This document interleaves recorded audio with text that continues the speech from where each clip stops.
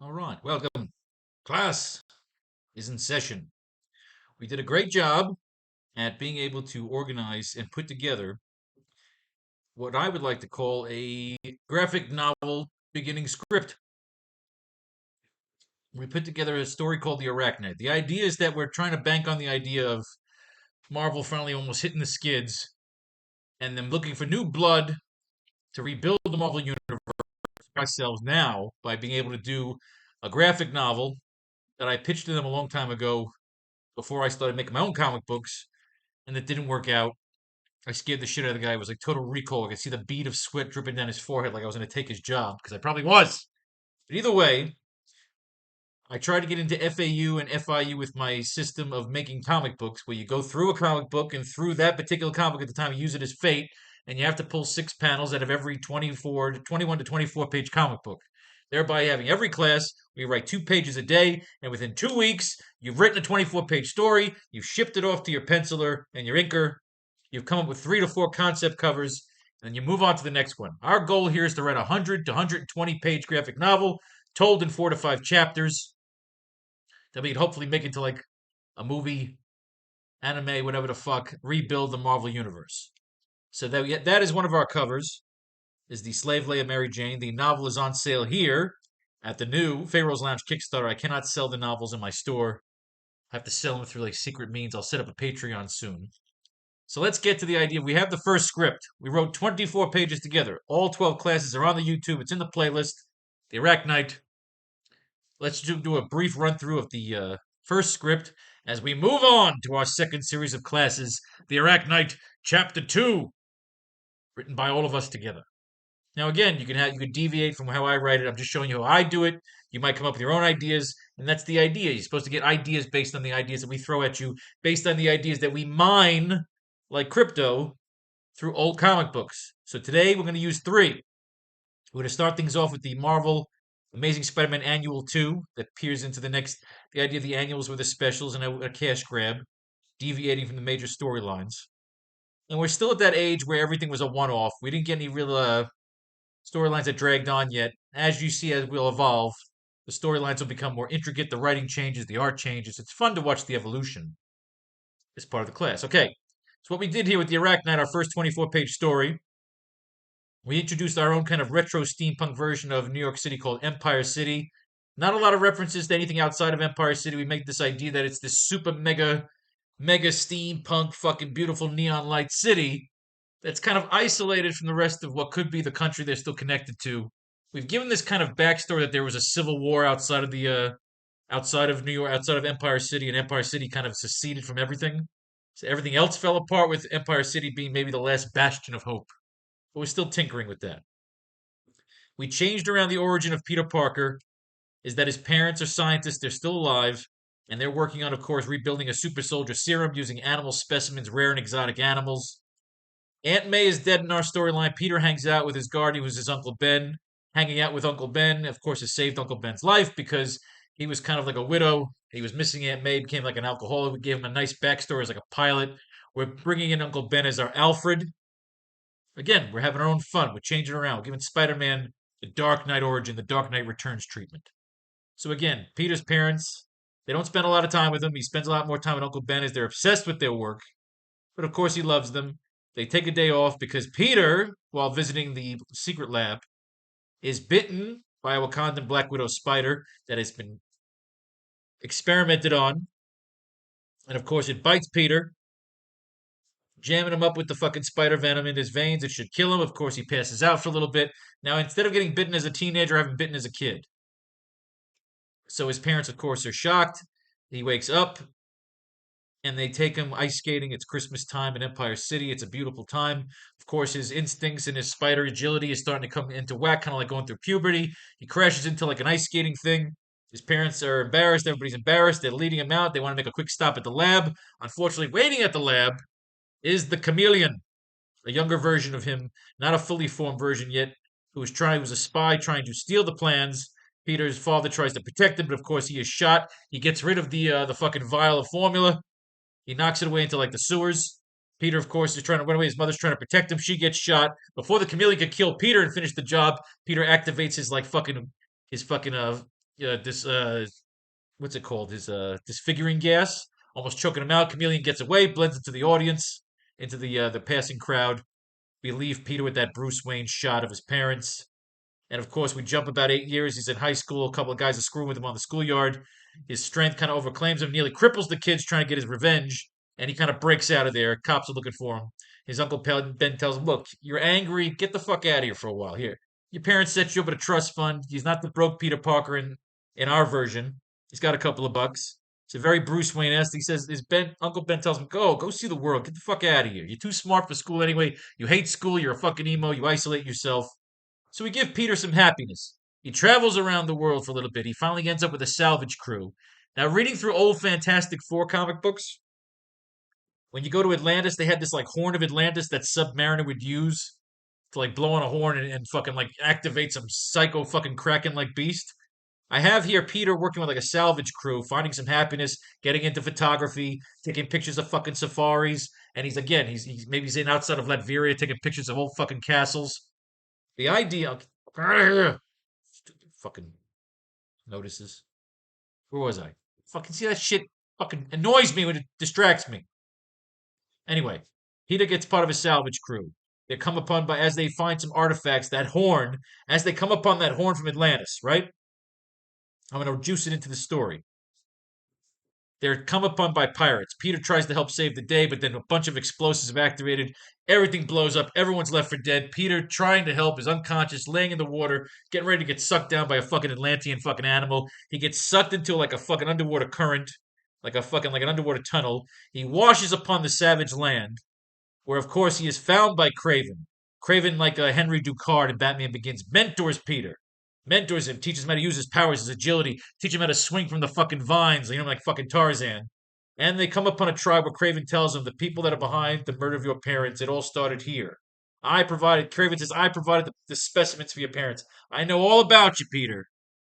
I even manipulated it to get you here. I've been hunting you. Peter realizes that this prick is responsible for the pirates, the murder of the salvage crew, manipulating events. Peter gets pissed off, but Craven's already tricked him, hit him with a little paralyzing fucking serum. Peter's laying down, but then his wise ass nature starts to come in. He starts to wise off to Craven while his fucking healing factor's kicking in. He's stalling Peter. He takes out the fucking tribe. Him and Craven battle through a fucking stampede over a fucking cliff. They fight to the fucking death. Peter knocks Craven off. Craven falls to the rocks, just a horrific fucking death, every bone broken. As he's dying, Peter says, tell me, who's responsible? Craven dies. At least that's what we want to give you the impression, that Craven dies. So Peter is done with his anger. He feels killing Craven has almost gotten him a little bit of closure. So he decides to go back. He sends his journals to Uncle Ben. Uncle Ben has a nice fucking rooftop apartment. Remember, I told you they got money. Overlooking the city. Peter and Ben have this reunion. Peter straight up tells him, he says, look, I got inspired. I don't want to just come back here and be some fucking rich asshole. I want to do something with my life. I want to have some fucking fun, but I also want to maybe do something with my powers so that they're not just some wasted fucking experiment. I'd like to do my parents good, do right by them for what they were trying to accomplish. And as they're saying all this, all of a sudden, all of Empire City is hijacked. All the cameras, all the streaming fucking drones are taken over by one powerful entity who broadcasts this huge holographic image across the entire city. Basically, fucking commandeers all the broadcast channels, all the streaming channels. And he basically announces himself. Doesn't necessarily say he's the leader of the Sinister Six. In the silhouettes, we give the idea that it's Dr. Octopusy. Could be the chameleon pretending to be Dr. Octopus. The point is, they're holding Empire City ransom for 100 billion in gold bullion, and if they do not get their ransom, they are going to sabotage the big event, the big MacGuffin of Empire City, which is the launch of the Mars colony. Now, on that Mars colony, we're going to have the Fantastic Four, of course, the four astronauts. So the idea is we're going to connect this story to the origin of the Fantastic Four. If this all works out, we do more stories. We'll do a Fantastic Four story with a whole Lost in Space, planetary gods angle. We'll worry about that shit later. We got to get this fucking stick done. So again, Dr. Octopusy, he's holding Empire City ransom, said, look, I'm going to sabotage, I'm going to fucking blow up that fucking Mars colony if you don't fucking pay me my money. If you got enough money to send motherfuckers to Mars, you got enough money to pay me. So, of course, Peter looks at Ben and says, let's fucking do this. They go Dust off all the shit in the parents' old fucking lab that's been fucking kept there. Because remember, it was a secret lab. No one's known about it. It's been fucking dusty and barrel. They get his parents' old plans, all the old formulas. They start building the fucking web shooters. They start building the web fluid. And of course, this will end with Peter taking on his first criminal fucking adventure, which is him taking out the enforcers with that fucking great end line, what the hell are you? I'm Spider-Man. It's him and Ben basically saying we got to work our way up the ladder here. We have to work our way up the ladder of crime to get ourselves whoever these guys are trying to ransom this city. So that is where we leave off. We get our origin story. We have our mentor in Craven. We have our death of Peter's parents. We have the origin of his powers, him putting together his costume. It even ends with that great fucking Batman-esque, who are you? I'm Spider-Man. We get our first throwaway fucking villains. We get some action in here. We get some story. We get some intrigue. We get a whole new backdrop in our little multiverse. And again, since we've made a couple of bucks off the novel sales, I'm actually to get this fucking thing drawn. We're to move on to the next aspect of the class. As we're selling these textbooks, every bit of profit I get goes to actually getting these pages drawn.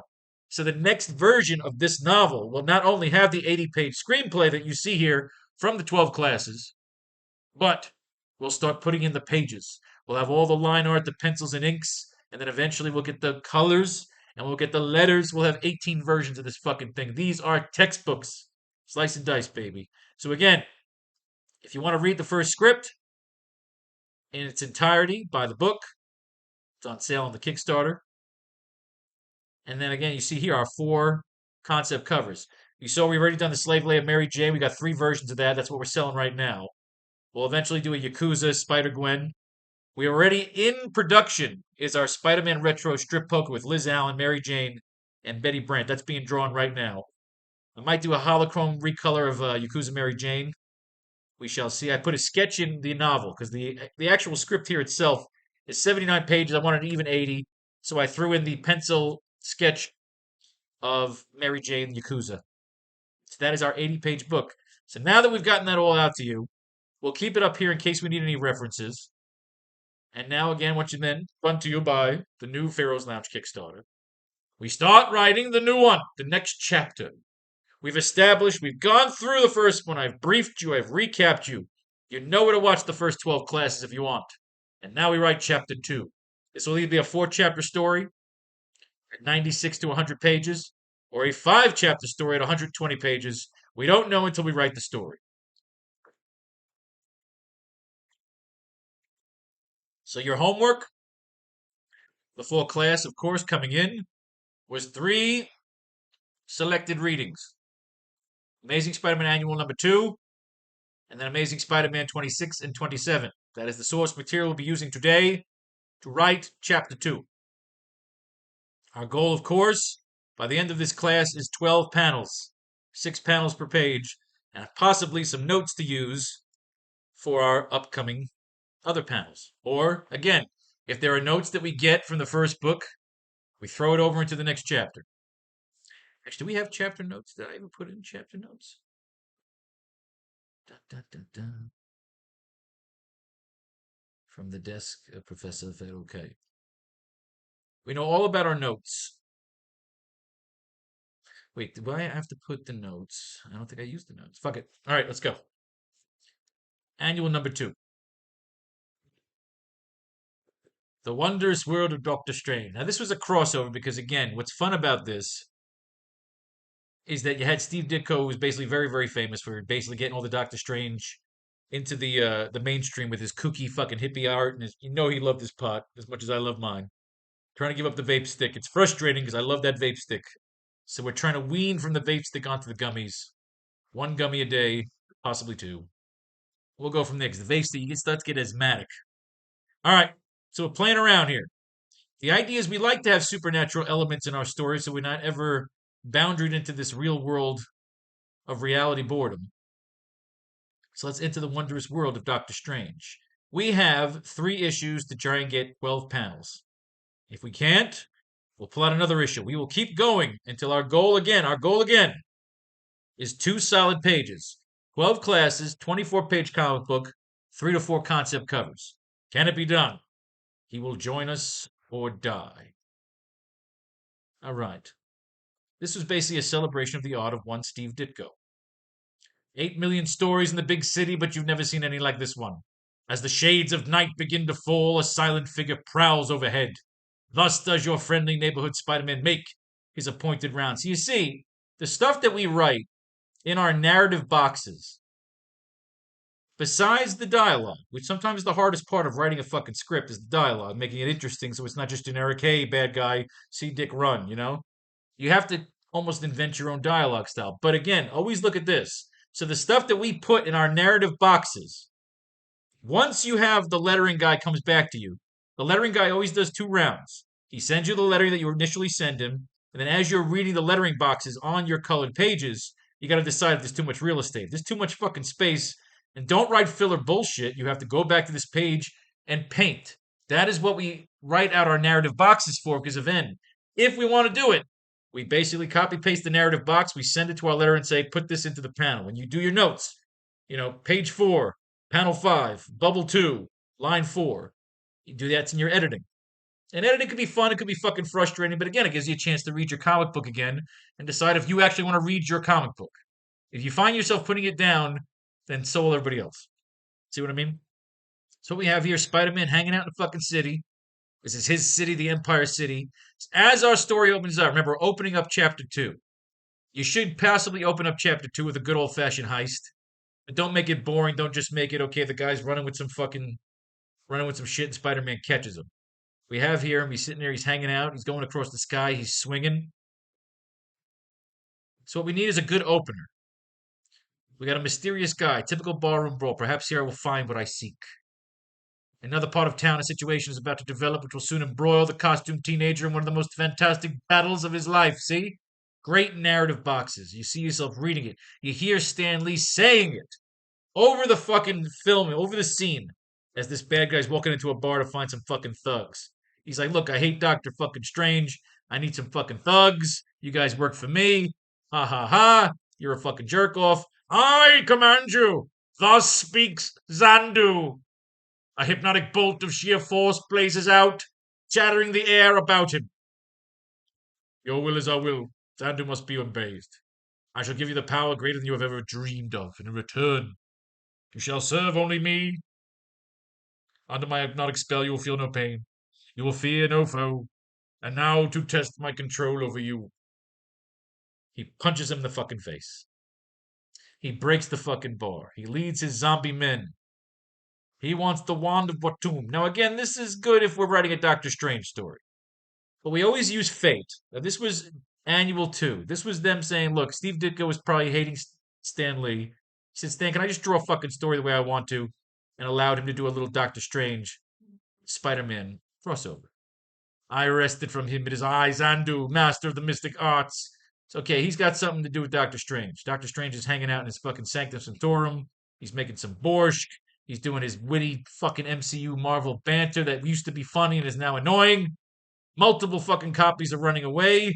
They beat the shit out of fucking Doctor Strange. They steal the wand of Watum. Everyone's fucked up. Just so happens Spider-Man's passing by. He sees the zombie burglar. He says, guys, what the fuck is going on here? He says, look, this guy's a nuisance. Beat the living fuck out of him. Spider-Man punches them in the face. They got no pain. They're both fucking zombies. They throw him into a fucking wall. He webs his face. They rip the web. They punch him into a wall. They fuck him up the ass. He gets a spider tracer, tosses it onto his fucking leg. The wand of Watum. Everybody wants the fucking wand of Watum, which makes you pass through all these portals and fucking little planets. Everyone's having a good fucking time. He's beating the shit out of this one. Spider-Man wakes up and says, what the fuck is going on? Why am I being attacked by fucking wizards and Harry Potter and wands of fucking Watum? Why am I melting into fucking dimensions? Why are these two fucking retarded smack happy guys? See, this is the kind of art you like, though. He's traveling through dimensions. I mean, you take a chance here to really appreciate the work of Steve Ditko, because again, it's one thing to just go wild, which AI could do today. But, this artist had to really sit down, draw the lines, colors. It's beautiful. The lava pits, it's like very Super Mario. And again, if you're a fucking young teenager and you're ripping around, you're going to freak the fuck out a little bit. Now, again, you could play this into something with Mysterio if you wanted to bring Mysterio in to fuck with Spider-Man. We can do whatever we want. This is us writing a graphic novel. We're not writing a weekly series where it's got to be a villain of the month club. You want to write an ongoing story, a Game of Thrones-esque storyline with great ensemble cast that you're not always just pressured to make things interesting for the lead. The lead should be reacting to all the great characters that you create, unless you're just creating some really badass one-on-one fucking manhunt story. So again, we got Spider-Man traveling through the dimensions. How does this work into our story? Do we want him? Do we want him tripping balls off this early? You don't want to just start your story off generically. The idea is okay, so Doctor Strange is coming around. This might have been a wrong one to start with, but again, it's an annual. The idea is that it celebrates every successful year they kept Spider Man on the fucking newsstands. So we got the Angry Wizards. The Angry Wizards are fighting. They don't like each other. This is not so much a Spider Man story as much as it's a basic Doctor Strange rub. They're like, come on, we want to give Doctor Strange his own series, so we're hoping maybe you guys read and enjoy some Doctor Strange, which everybody does. We're not writing a Doctor Strange novel right now. You can have your Easter eggs and your illusions, but we're looking to basically focus in on our AracKnight story, our Dark Knight Spider-Man story, which we're hoping can become the pinion of our own particular creative universe. But we don't use that pressure. You stop with the fucking Easter eggs unless they're interesting. I can't stand filler fan service Easter eggs. It's weak, and anybody can do it, which means you're not a good writer. You're just doing what everybody else fucking does. Unless it's interesting, unless it's fun, and it can be used with the artist, don't fucking do it. It's like making like a Dr. Phil joke or a political joke. It sucks. It's annoying. We're going to kind of flip through the rest of this kind of story here because this is just the rub. This is Spider Man teaming up, basically reacting to Doctor Strange. They didn't. This was okay, but it really gets more interesting when they start doing that second series, Marvel Team Up, which essentially is Spider Man teaming up with people, but Spider Man's more the store doing like interviews. And that was a rub because basically they were telling you, hey, Doctor Strange is in fucking Strange Tales. This is, of course, the villains gallery that they showed you from all the previous issues we looked at. I'd like to do something with Princess Python, but there's not much with her yet. I think she pops up in Thor, so until she does, she was kind of a one off. Then we have the Spider Slayer, the Crime Master. So here we are, Annual 3. We're not doing Annual 3 right now. That comes out in 66. When they talk about it, we'll get to it, but as of now, there's not much there. So, we come into our regular series. Who is the mysterious crime master, and how does he know the Green Goblin's true identity? And just what are their plans for the Amazing Spider-Man? So what do we do? How do we open our story? When we ended it, Spider-Man beat the shit out of the enforcers who were taken out. What were they taking out? Let's go back and visit. I think it was diamonds, right? Do we have a whole diamond thing? Staggering backwards. Bright spotlights of Empire City beaming through a hole in the ceiling. Massive push off the ground. Ox. Okay, takes on Ox. Fancy Dan. Montana. Inside a vault of shining gems, where they see security guards knocked out and tied up. At the center of the carnage, we see the enforcers standing in. All right, so we cannot do another diamond heist. Amazing Spider-Man, they started that movie with like a car heist. We need something more interesting. Something that, again, I don't just want typical villains running with a bag of fucking, with a bag with a money sign on it. And he runs right into a fucking web. You could do something almost very, very esque of the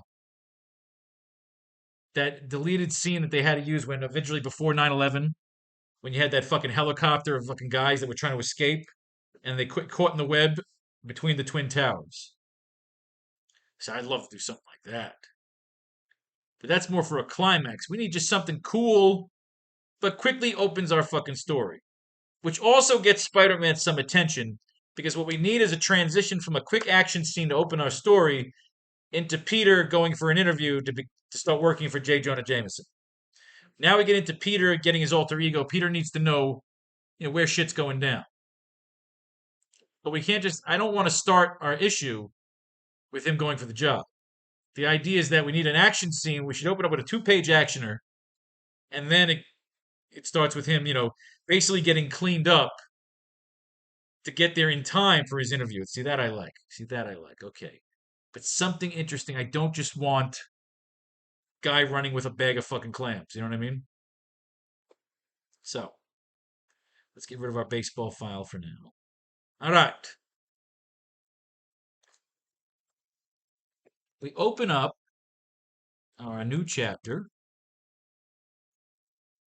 with a quick sunrise or sunset. With a quick sunset shot. Sunset shot. Is it a sunset shot? You know what I want to do? You know what I fucking would love to do right now?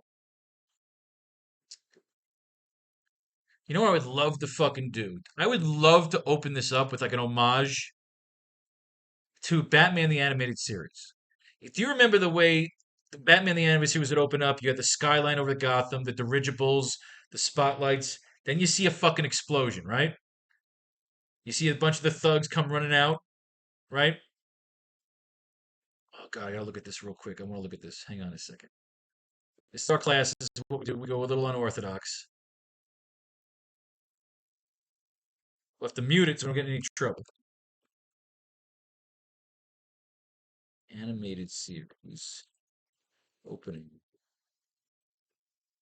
Let's see.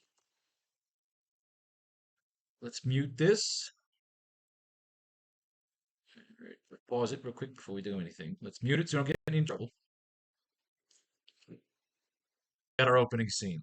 I want to open it with fun. Remember, we're writing fun here. We're writing a fucking graphic novel. We're trying to get the goddamn people in Marvel to okay, good. With a quick,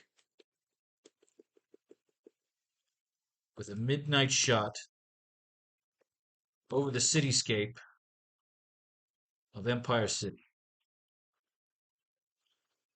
We see. Well, I'm telling you, I'm on a good communication with my penciler here, so I could just kind of directly talk to him. I want to do an homage because I'll send him the scene from YouTube. I'll send it to him when I'm writing to my pencil and say, "This is what I want it to look like in terms of action scale." I want to do an homage. It's kind of the fun part when you're done writing these stories. Before I send the script to the penciler, you basically go online and you pull out fucking reference shots and you make a reference folder and you type in like Empire City Skitty What do you want Mary Jane to look like?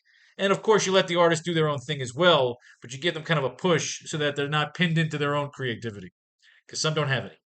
Now, my guy Amiel is a badass, so I want to do an homage to the opening scene, the opening theme of Batman, the animated series,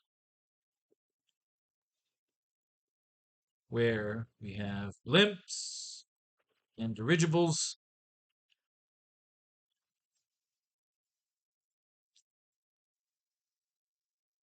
homing the skyline with spotlights blazing. We open up our new chapter with a midnight shot over the cityscape of Empire City. I want to do an homage to the opening theme of Batman the Animated Series, where we have blimps and dirigibles coming. We're going to do narrative, like I said, we'll come over with narrative. I want to write out the art first. We'll have that opening narrative saying, city, you know, caption over the shot reads, Empire City under siege.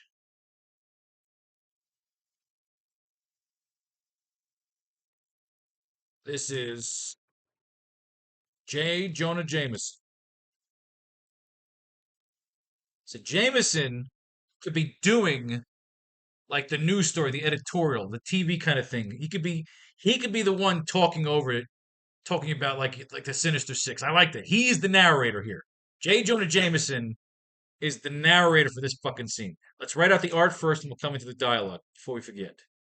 We open up our new chapter, Midnight Shot, do an homage. Okay. Boosh, boosh, boosh. Panning downward from one of the many towers.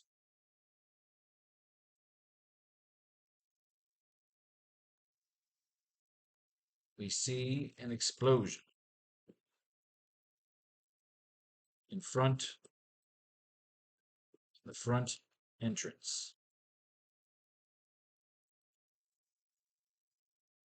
As effects of the explosion.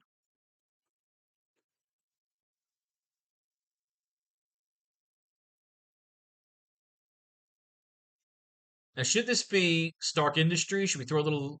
Should it be a random building, or should it be something connected to our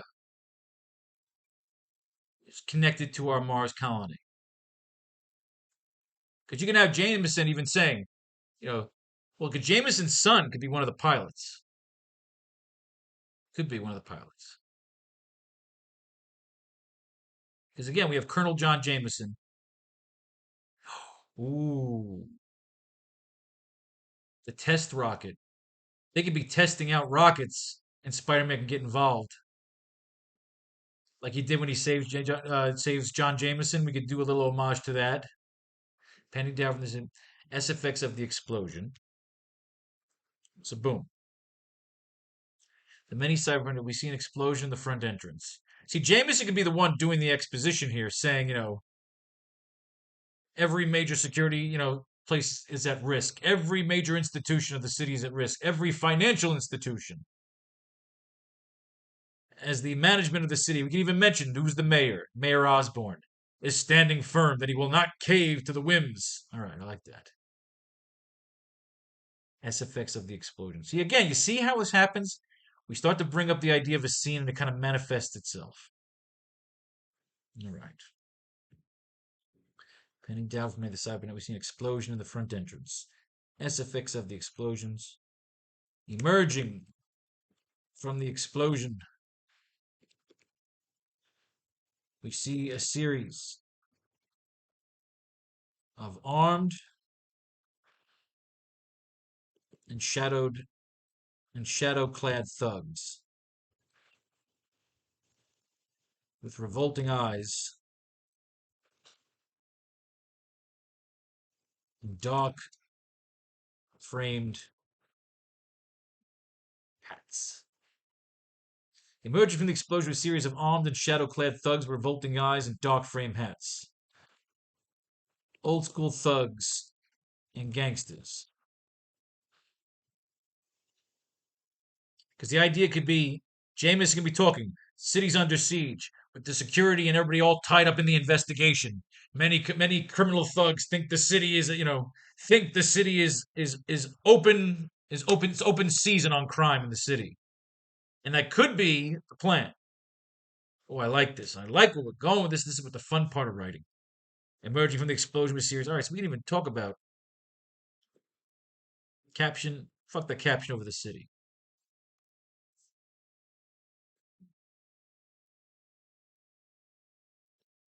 Jameson.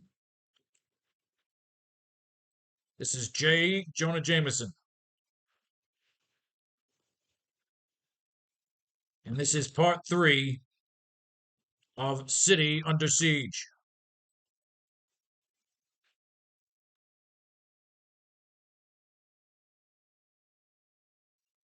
Empire City Management is standing firm in refusing to cave to the whims of the sinister plot to ransom. Empire City Management is standing firm and refusing to cave to the whims of this sinister plot to ransom our metropolis, to drain our metropolis. However, rumors are floating about that the mayor plans to tax several prominent businessmen in this city, such as myself. Of course, remember, he's an arrogant asshole. This is J. Jonah Jameson, and this is part 3 of City Under Siege. Empire City Management is standing firm and refusing to cave to the whims of the sinister plot to drain our metropolis. However, rumors are floating about that the mayor plans to tax several prominent businessmen in the city to support added security. To tax several prominent businessmen in the city, such as myself. So then you have it play over You have it play over to him saying, "We don't need extra security." Boom, there's an explosion. You see how it all fucking, like George Lucas says, like it rhymes? Yes.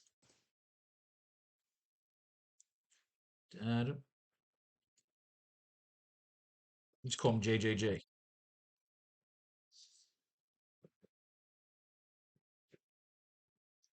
J. Jonah Jameson. And we'll caption it so we just say JJJ after that.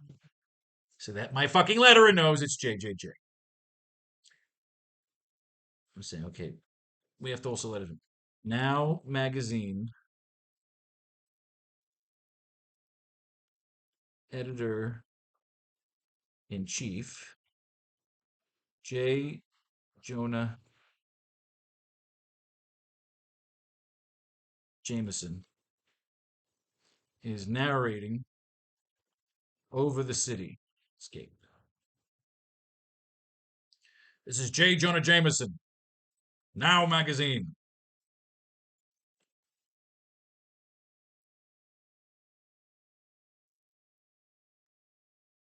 This is J. Jonah Jameson, Now Magazine. And this is part 3 of City. We should say, this is J. Jonah Jameson. And this is part 3 of Now Magazine's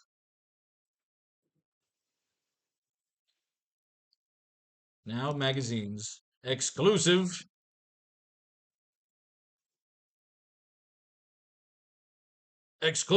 executive report. You gotta hear him. It's J. Jonah Jameson. He likes the big words. And this is J. Jonah Jameson. And this is part 3 of Now Magazine's exclusive executive series, City Under Siege. Okay, here we go. Good. Sorry, Siri. I didn't mean it, Siri. Go away. It's all good. Oh, Siri apologized to me. I love you, Siri. You're good people. Who's Faro Kane, Siri? You don't know. Anyway, panning down. However, rumors are floating about that the mayor plans to tax several prominent businessmen in the city, such as myself.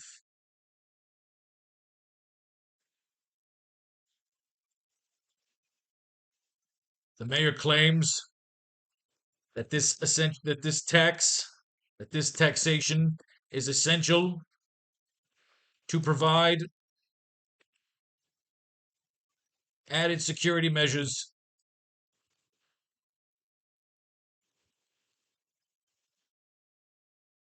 The mayor claims that this taxation is essential to provide added security measures across the city.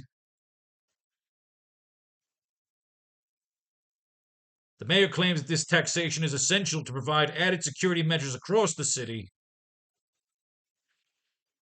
as the recent events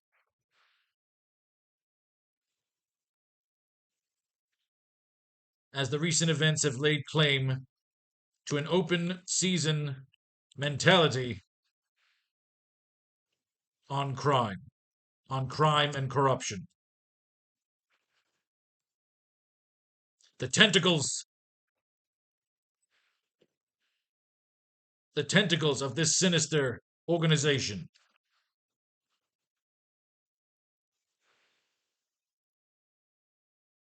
as the recent events have laid claim to an open season mentality on crime and corruption.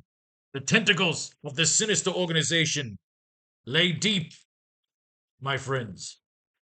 Boom. See, but I need, okay, panning down with one of the many cyberpunk towers, we see an explosion in the front entrance. SFX of the explosion. The mayor claims that this taxation is essential to provide added security measures across the city, as the recent events have laid claim to an open season mentality on crime and corruption. Tentacles of this sinister organization lay deep, my friends. Boom. Emerging from the explosion, we see a series of armed. You know what? I need to move added security measures across the city. I need to move this line here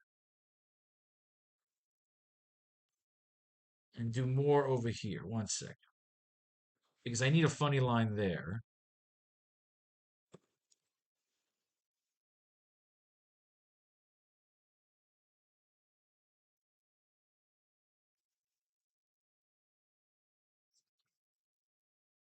The mayor claims that this taxation is essential to provide added security measures across the city. But personally, I think he is being paranoid.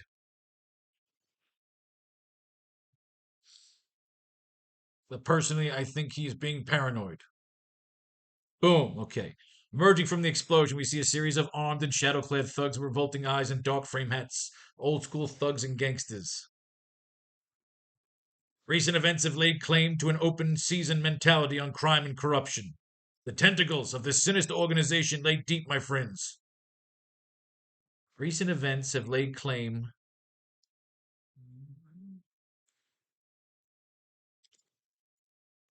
Recent events following the ransom have laid claim to an open season mentality on crime and corruption.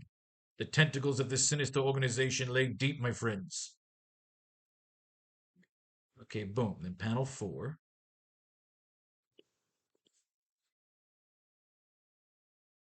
Recent events following the ransom have laid claim to an open season mentality on crime and corruption. The tentacles of this sinister organization lay deep, my friends.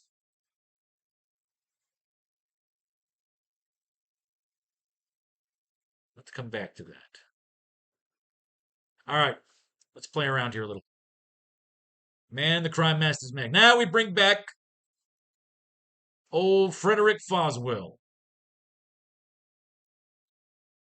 Foswell Cobbs. All right. Aunt May hid his costume. She's been pissed at him. She thinks he's messing around too much as Spider-Man to be a reporter. Of course, he's got him all fooled. He thinks every now and then he dresses up as Spider-Man to get those great pictures for J. Jonah Jameson. He's looking around the house. He can't find it. He falls asleep. But it has down here is the Crime Master is secretly meeting at the docks. This very moment, under the cover of darkness, a mysterious meeting is taking place. You can't back out now. We agreed on that. I'd help you take over the underworld. Then, with the Green Goblin's brains and your knowledge of the rackets, nothing could stop us.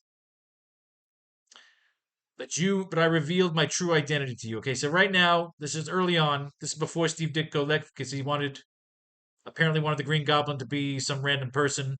Stanley wanted to be Norman Osborn. I guess the rest is history. These two men, of course, are not agreeing. All the criminals are getting together. So we're here. We're here on this idea that criminals feel like the city is under siege. They feel with the ransom, with this major terrorist putting the city in a crazy scare, that now they can just go running around crazy, which J. Jonah Jameson is talking about to open up our second chapter, which we lead into the aftermath of the ransom demand made in the first chapter. So we have this guy, the crime master. He's fucking with people. He's throwing bombs at people. Criminals could be taking each other out. This is the crime master. This is your first and last notice. From now on, I'm taking over the rackets. Defy me, and it'll not be a false alarm. So the idea it's a fake bomb. We got this crime master in the fucking outfit.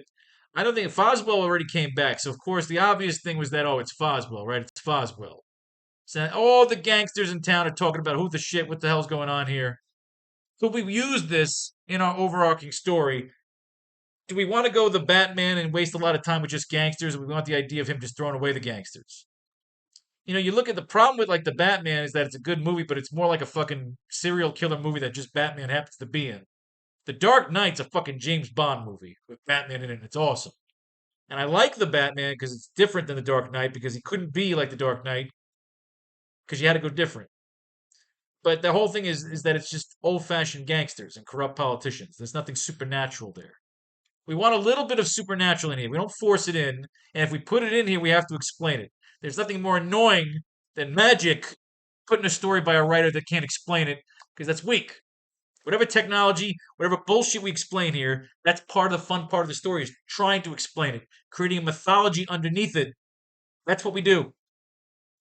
So what we have in this particular story is Frederick Foswell going to work, him trying to find his fucking costume. Now Betty Brant is kind of pissed off because of the whole thing with the Spider Slayer. And he's realizing more and more, you know what, Betty Brant, you're kind of like an annoying cunt. You mean the Peter Parker who's been dating Liz Allen and another girlfriend whom he's never mentioned to me, namely Mary Jane Watson? So he hasn't met Mary Jane yet, but she's an entity. When we had an earlier issue where she's behind a plant, so Liz Allen and Betty Brant have already met Mary Jane. So I have one of my artists drawing a strip poker sleepover party with Mary Jane, Liz Allen, and Betty Brant. That is going to be the cover of this particular new issue. We also have a slave Leia Sue Storm that I might use or just save it for a Fantastic Four book. But again, we got Jonah. We love Jonah. If you got any photos to send me, Peter's in a shitty mood. Foswell's here. And the idea is that you're supposed to obviously think that Frederick Foswell is the crime master. Peter's in a bad fucking mood. And finally, he fights back. He takes on the bullies. I remember as a kid reading this, how excited I was that Peter finally fought back. He's frustrated about Betty. He can't find his costume. Jonah's being a dick. Everybody's being a dick. So he says, you know what, fucking Flash, fuck you stupid friends. We already used this in the first issue. So finally, Peter gets their respect because he says, you know what, you fucking stupid redheaded cunt, I'm gonna fucking beat the shit out of you. Liz Allen with the beautiful fucking tits inside that fucking sweater. She says you're both assholes. She fucking runs away. She has to go find her fucking brother, the mountain fucking molten man. Peter gets yelled at. He doesn't rat on the guys.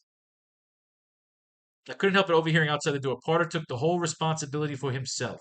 He didn't even try to blame any of us. All right, it's not bad. Mr. Davis, I think you better hear the whole story of what happened. Parker really wasn't to blame. Glad to hear you say that, my boy.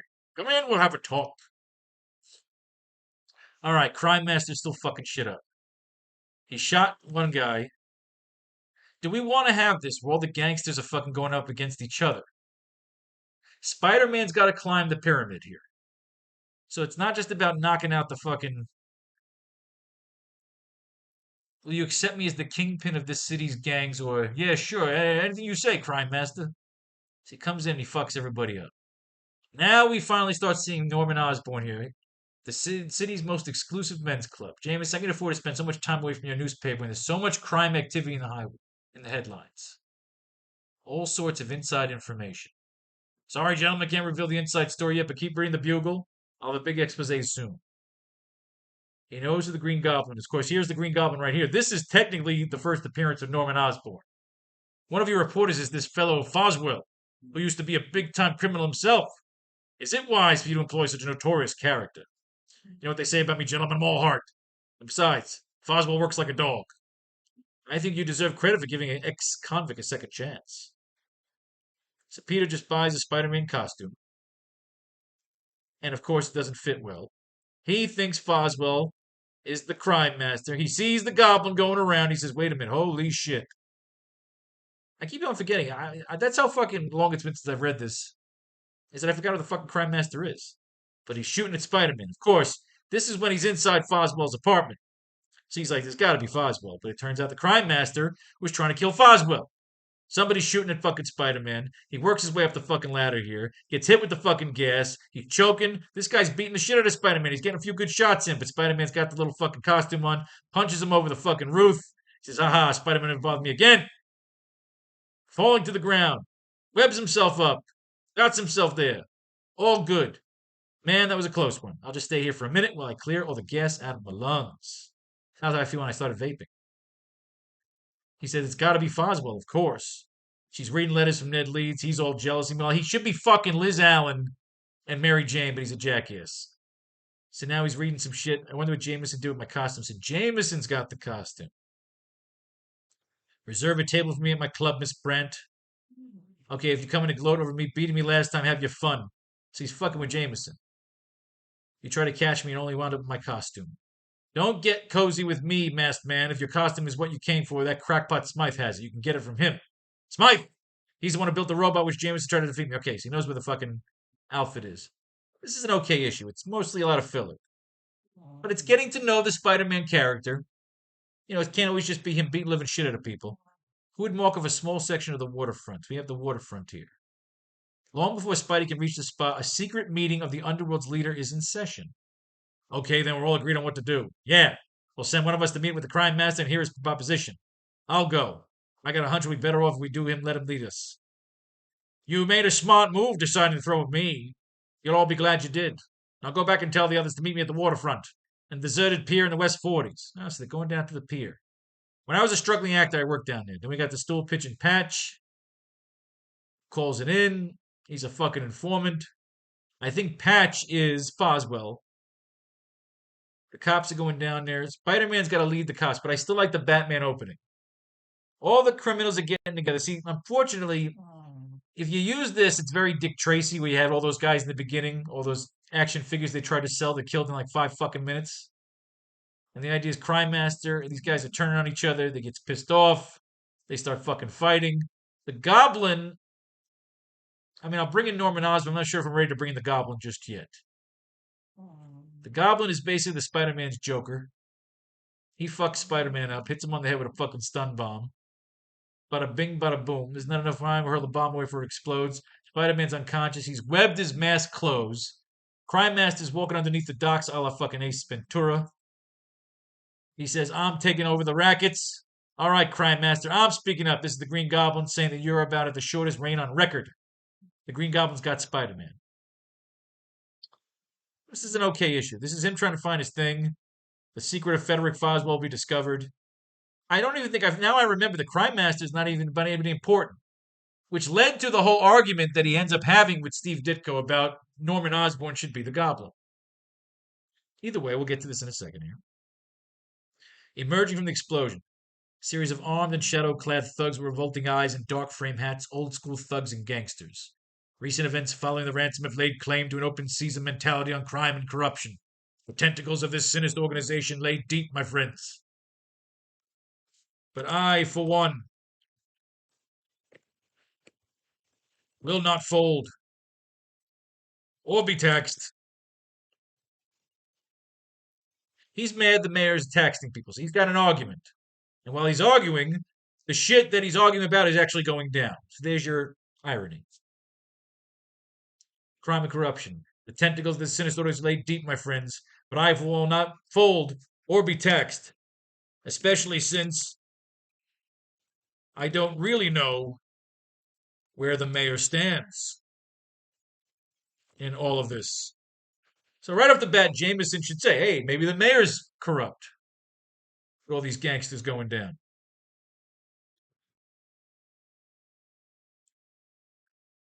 So, what we have next, the explosion, the shadowed figures. As cop cars and cycles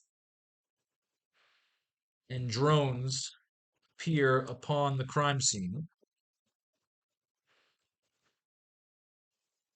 we start panning up to see the gangsters escaping to the roof. Oh shit, should we have like a fucking aerial battle where he's jumping across fucking dirigibles? Oh yeah, we fucking should. Oh yes. As cop cars and cycles and drones appear upon the crime scene, we start panning up to see the gangsters escaping to the roof. A la high speed elevator rising above crime scene.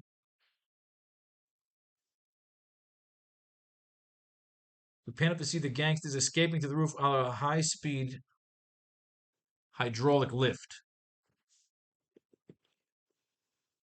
Hydraulic lift. Rising above the crime scene. SFX of the hydraulic lift. Hovering.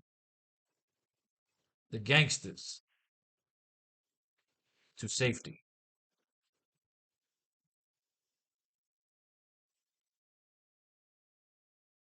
Boom. As cop cars and cycles and drones appear upon the crime scene, we start panning up to see the gangsters escaping to the roof on a high-speed hydraulic lift, rising above the crime scene. SFX of the hydraulic lift hovering the gangsters to safety. Always underline your cacophony so that your letterer knows.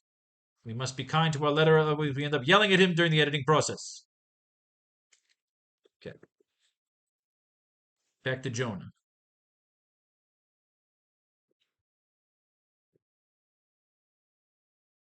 As cop cars and cycles and drones appear upon the crime scene, we start panning up to see the gangsters escaping to the roof while a high-speed hydraulic lift rising above the crime scene. So again, they've gotten away. I will not fold or be taxed, especially as I don't really know where the mayor stands in all this.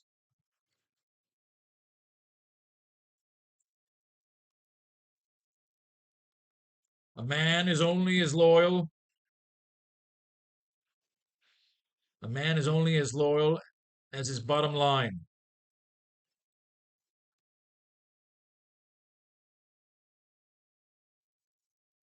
And perhaps the plan.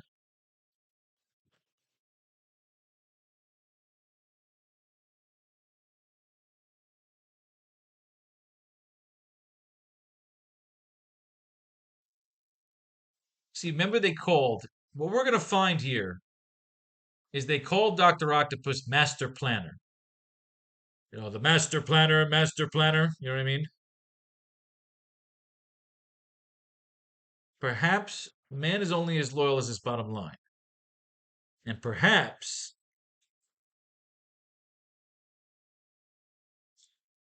the machinations of this Master Planner.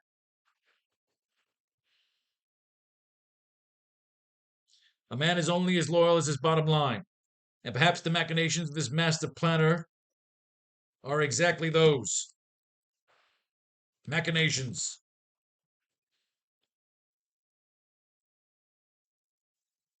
Machinations. Words and schemes in order to cause chaos. A man is only as loyal as his bottom line. And perhaps the machinations of this master planner are exactly those machinations, words and schemes in order to cause chaos upon our utopia. Words and schemes in order to cause chaos upon our utopia. Envy for that which he does not have or plans to take.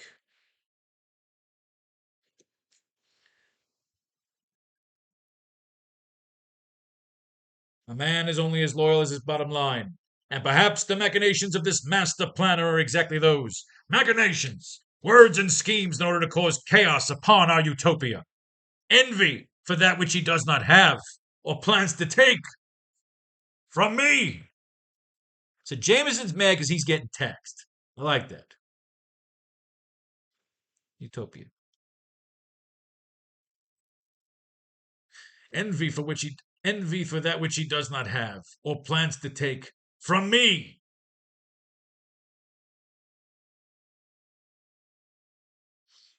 I like it. So they've gotten to the rooftop.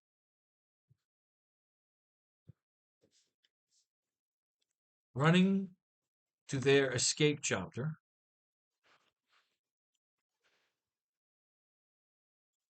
The gangsters are suddenly frozen in their tracks.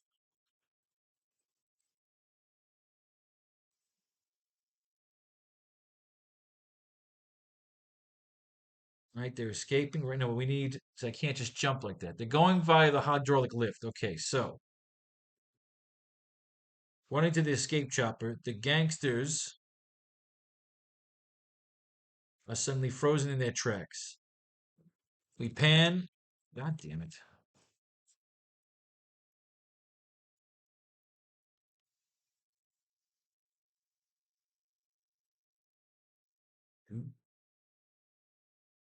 No, I don't want that. Look at this. There's no fucking underlines. We pan around their view. We pan around to their view and see Spider-Man has landed in their path, squatting silently in the dark. We pan around to their view and see Spider-Man has landed in their path, squatting silently in the dark, stalking them, a la Batman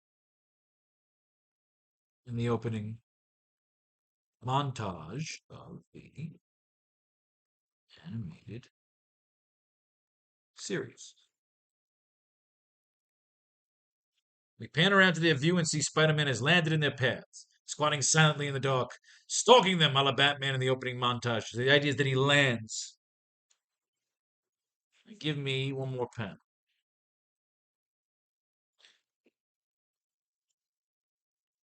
Close up on Spider-Man's dark and glowing, menacing eyes. Yes!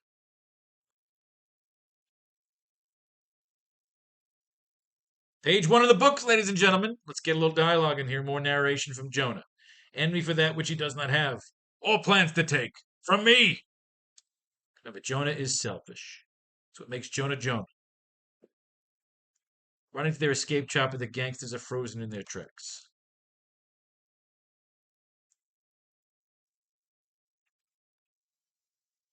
Any man who would be willing to hold our city hostage.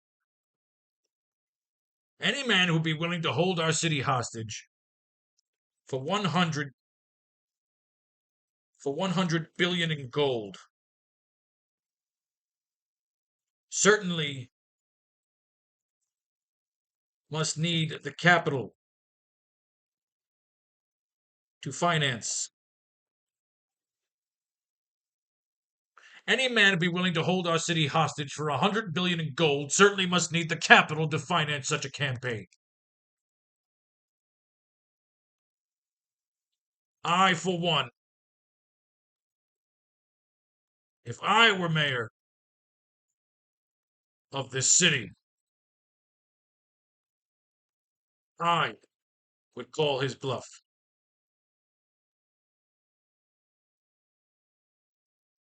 Any man who be willing to hold our city hostage for 100 billion in gold certainly must be the capital to finance such a campaign. If I were mayor of this city, I would call his bluff. Okay, running to their escape chopper, the gangsters are suddenly frozen in their tracks. That fucking frozen shot. Any man be willing to hold our city hostage for 100 billion in gold certainly must need the capital to finance such a campaign. If I were mayor of the city, I would call his bluff. All right, that's good. We pan around to their view and see Spider-Man has landed in their path, squatting silently in the dark, stalking them a la Batman in the opening montage of the animated series.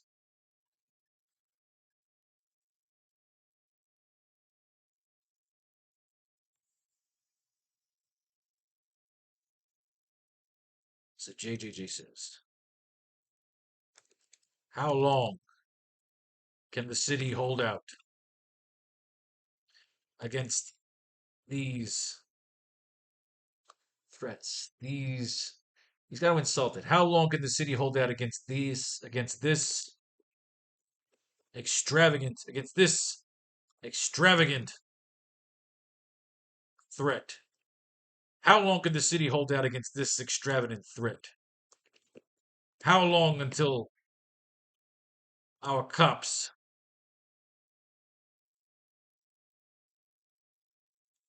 how long until our cops how long until our cops and constables are driven to exhaustion?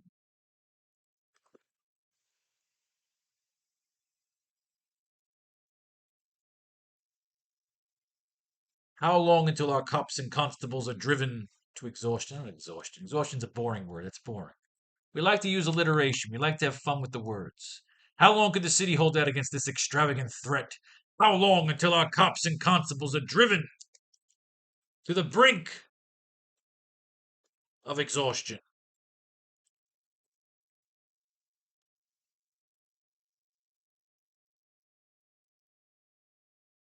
And then we close up on Spider-Man's dark and glowing eyes. How long until our cops and constables are driven to the brink of exhaustion? And after that, who will step up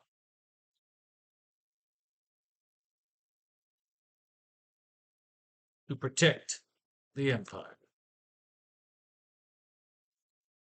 Close up on Spider-Man, dark and glowing, menacing eyes. Bang! Ladies and gentlemen, page 1 is in the books. How long until our cops and constables are driven to the brink of exhaustion? And after that, who will step up to protect the Empire? To concede.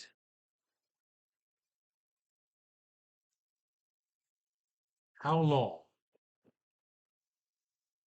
until it will be easier to concede than what? How long will it be easier to concede than confront? How long until our cops and constables are driven to the brink of exhaustion? How long? How long until it'll be easier to concede than confront? And after that, who will step up to protect the Empire? Close up on Spider-Man Dark Glow, see many eyes, like Batman the Animated Series. Yes, ladies and gentlemen, page 1 in the books. It's so much fun to write comic books. Now, again, remember, your story may deviate. I'm just showing you how I do it, the process of how we go from literally writing the pages from a source material, making it our own, spinning it, taking some things that we love from our own childhood, putting our own modern twist on it, and then corrupting the system in order to make our own bloody comic books. What you think, huh? What do we got here? I love when they do the allusions to the other issues. Fantastic 440, Avengers 17, X-Men 11. Oh, it's wonderful. Daredevil's all the way up to number 8. The wonderful world that we live in here. Now, Thor, at that point, they had changed Journey into Mystery into Thor. But again, we'll get to these should we start writing other books. And it'll be fun, fun, fun until the daddy put the T-bird away. Now, we move on to Spider-Man 27. Bring my goblin back to me. We're going to go through this comic book. We're going to write our second page. All right. We've got 6 more panels here. Nope, we don't do it that way. We do it this way. There we go. Did we screw up here? Yes. Go back. We like to go through all of it. All right, so when we last left off, just as the mysterious crime master prepares to take command over the city's gangs, a startling interruption takes place as the gloating Green Goblin brings in an unconscious prisoner. So what I want to do here, fuck it, we're kind of involved. We're invested here. Spider-Man's dark and menacing eyes. So the gangsters immediately open fire on Spider-Man,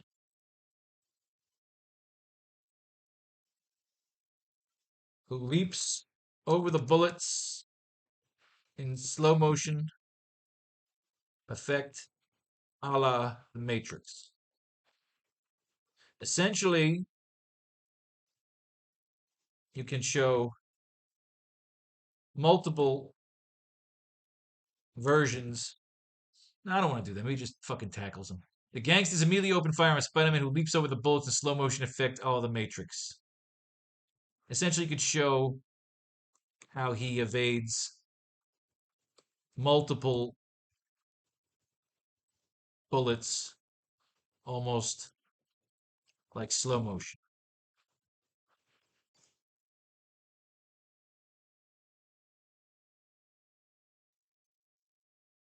He tackles the first gangster, a la Batman, the animated series. I'm sure he keeps going back to that.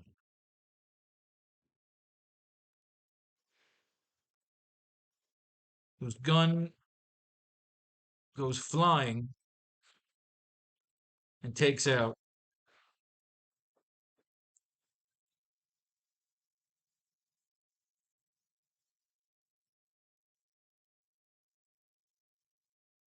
whose gun goes flying and takes out a spotlight. Takes out a large spotlight. SFX of the bullets and glass breaking.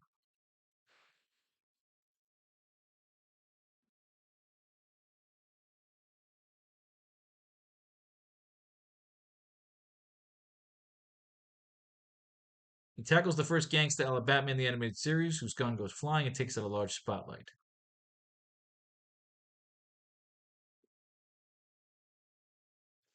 Takes out a gun goes flying with the bullets,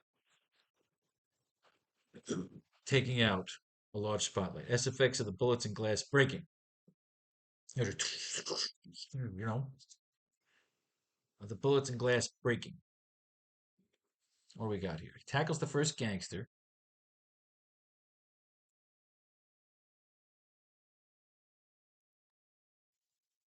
The second gangster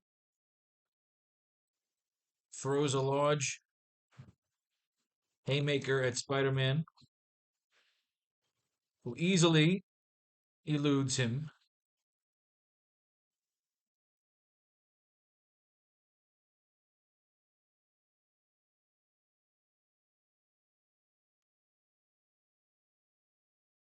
Second gangster throws a large haymaker at Spider-Man, who easily eludes him.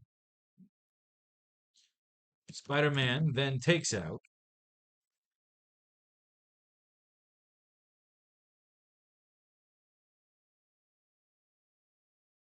Spider-Man then takes out the gangster with a large uppercut, sending the thug flying across the roof.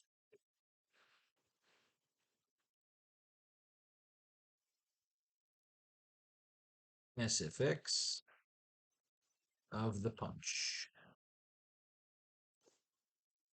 We cut to the cops arriving on the scene.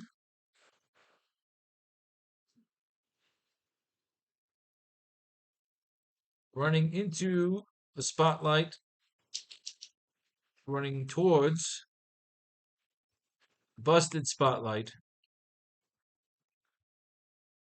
with their guns drawn.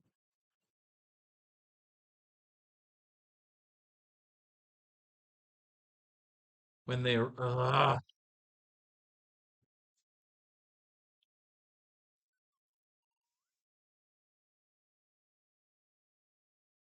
when they arrived, they see both gangsters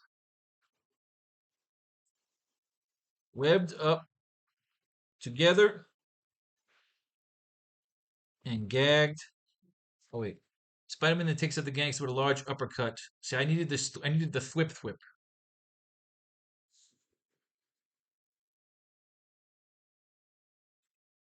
One second. The gangsters immediately open fire on Spider-Man, who leaps over the bullets in slow motion effect like the Matrix. Let's add another panel here.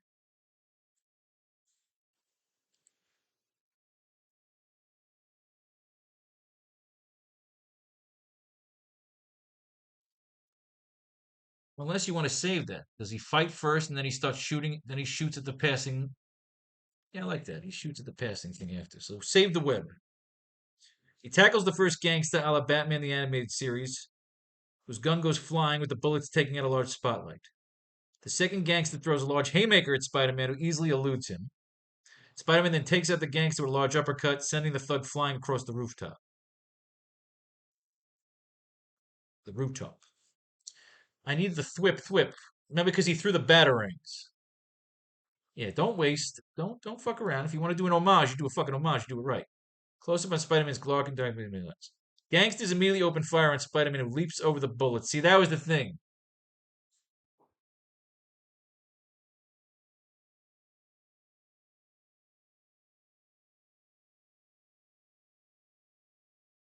The gangsters immediately open fire on Spider-Man, who leaps over the bullets in slow motion effect out of the Matrix.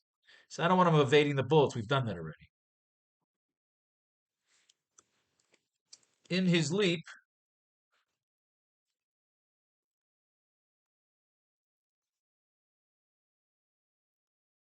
while leaping, he shoots a series. He shoots a couple of web blasts at the gangsters' guns. A la Batman with his batarangs in Batman, the animated series. I love this homage in the beginning, like, you like flip instead of the batarangs.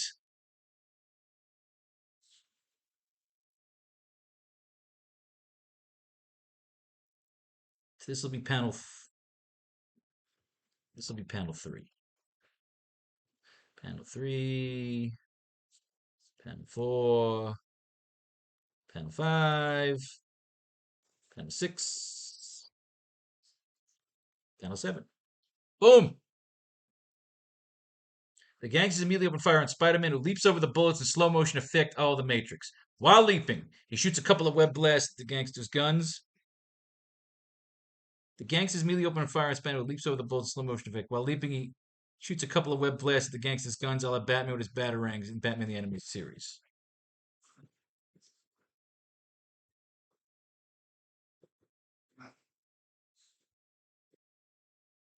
The web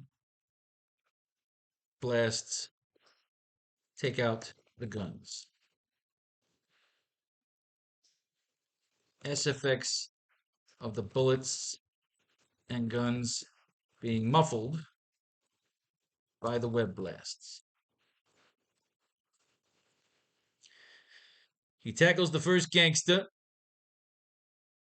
a la Batman the Animated Series. His gun goes flying. Goes flying. We don't need the bullets. Taking out a large spotlight. Taking out a spotlight. SFX of the bullets and glass breaking. SFX of the glass breaking.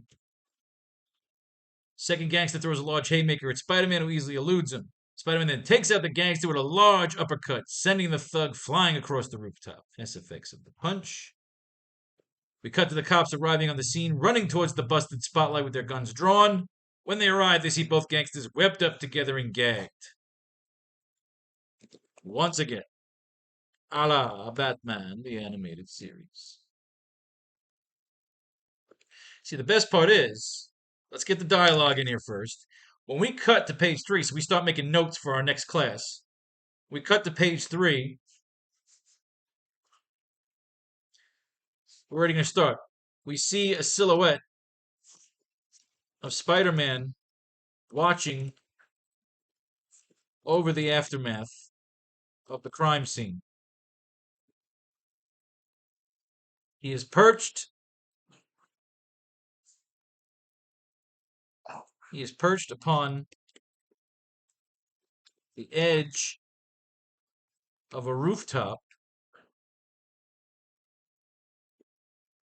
while lightning cracks be above him, showing him off to the cityscape with the moon in the background, a la Batman, the Animated Series. Shut up, Siri.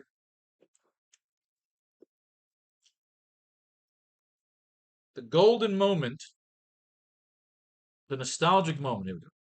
The nostalgic moment is interrupted by an attack from above. One of the corrupted dirigibles opens fire on Spider-Man. This is for our next class. Spider-Man will give chase, and we will have a fun blimp and chopper jumping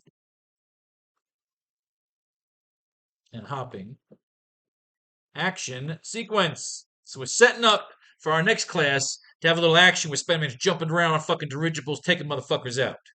So the idea is that we have this really cool opening scene that's supposed to be set up to be all cool and nostalgic. He takes out a bunch of bad guys. They're blowing some shit up. J. Jonah Jameson's describing the scene. Spider-Man gets out, fucks up the thing. We had a great homage to Batman the Animated Series. He's standing there across the rooftop proudly and cool. The lightning crackles in the background. But just as we don't get to enjoy the moment, boom, he's attacked. He's shot at, or a fucking weapon is fired at him. Which means the Sinister Six is waiting for this motherfucker. They wanted to draw his ass out.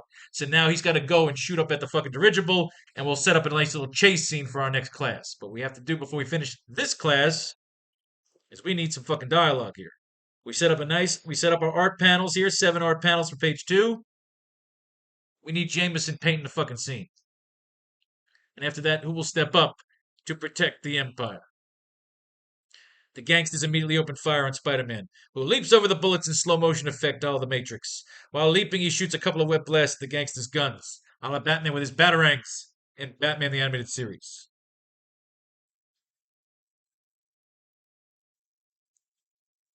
All right. So, let's get over to our issue here. The Goblin, with Spider-Man still alive, but I thought I had killed him. If you dig an action-packed, old-fashioned cops and robbers mystery yarn, this one is for you.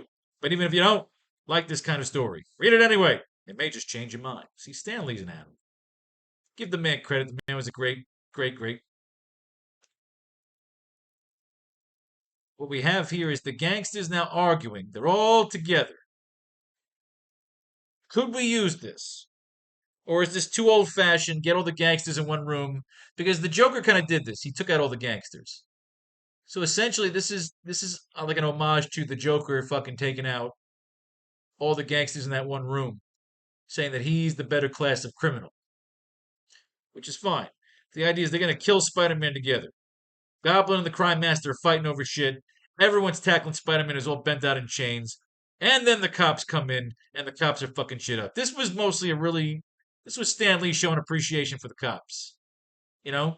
Spider-Man breaks out, busts out of his fucking chains, starts punching motherfuckers. Blast ever find out who tipped off the cops. You know who tipped off the cops, we'll find out later on, is Frederick Foswell. Spider-Man sets up his camera. He's taking pictures. Cops and robbers. Everyone's fucking brawling. It's a 24-page brawl with a man's costume shrinking right before his eyes. He gets the Crime Master. The cops do their thing. All the gangsters being taken out. They're fighting under the docks. They're fighting here. Shooting at him. Into the sewers. Gas is being shot. Spider-Man's choking. Webs up a fucking mask. Takes a fucking shield. Looks around. Lost in the fucking sewers. Now again, we could use the sewers later on. Because if you remember from our first script, right before he is killed, okay, right before he's killed, Peter's father, Richard Parker, pushes the formula, the vial with the formula. He throws it down the fucking sewer so that the chameleon can't get to it. Now, of course, that doesn't mean the formula is destroyed. It is merely lost, a la Teenage Mutant Ninja Turtles. Something cool. His hat was on the floor. Foswell, he's looking around. He thinks Foswell is the crime master. They keep shooting at him. Him and Jameson are arguing. You helping me? I'll believe that when I hear a dog meow. As for Foswell, you're dead wrong as usual. He's working on a series of crime articles for me. What proof do you have that he's gone crooked again? He's arguing with Jameson. Foswell, crime master. So crime master and Foswell is caught. And he says, look, I know I am wearing a fucking disguise. This was kind of corny because the guy was a nobody. You know, it was just when I was known as the big man before I went straight, I knew all the city's gang leaders and I knew how they worked. Using that knowledge of my own underworld grapevine, it wasn't hard to figure out which racket boss was the crime master. All I had to do was find proof. Nick Lucky Lewis. Again, it was kind of a throwaway. The idea was for you to think that Foswell was the crime master and that he wasn't, that he went straight. All right, then don't arrest him. I'll handle it my way. I'll splash Foswell's victory all over the front page. I'll show you how wrong Spider-Man was about him. I'll make a laughing stock out of that webhead. Don't you ever get tired of the same old song, Chuckles? So there's always the fun dynamic between Spider-Man and J. Jonah Jameson. And this was, again, a good old-fashioned crime story with Spider-Man's shrinking outfit. He had to go after his camper. They like the Human Torch. He's got to find his fucking costume. This was getting annoying. He develops the pictures. He goes there. Miss Bushkin, our picture editor, right through that door. Oh, I see. This is what happens. So Peter gets annoyed, and he decides to sell the MMMs to the feature editor. What the hell's that? he ends up giving the pictures to this guy, one of Jameson's competitors. These are terrific, son.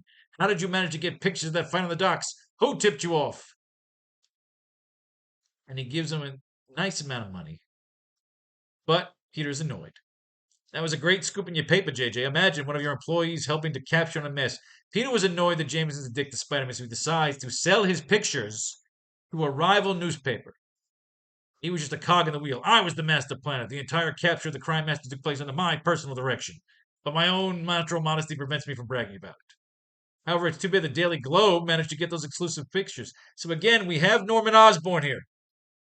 Who we should bring in is our billionaire mayor, the one who's in charge of Empire City, the leader, the mayor of Empire City, Amir Batagel.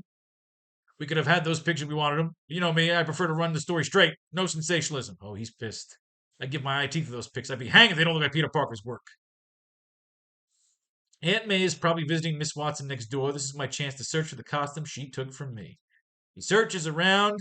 He decides, fuck, I gotta sew my own. He's worried about Aunt May. Aunt May was, I gotta tell you, to be honest with you, I was never a big Aunt May fan.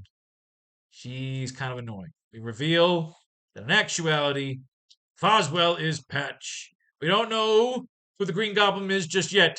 Meanwhile, in another part of town, another man gazes at another disguise with his burning hatred in his evil heart.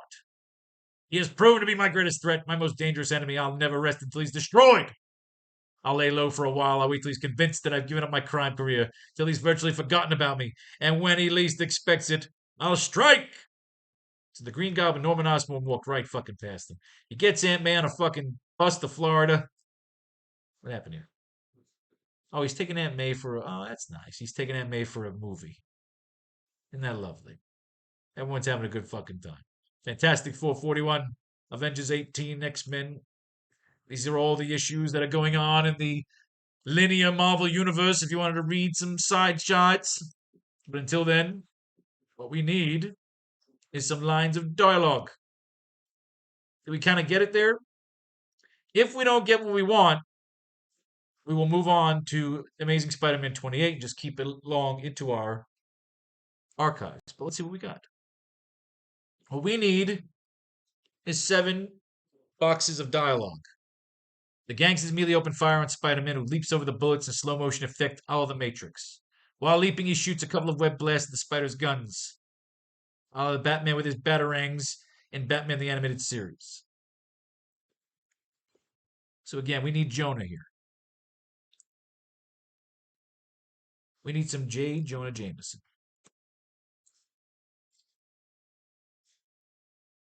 Or I don't think we should have. Or do we have Peter here being a wise ass? Does this switch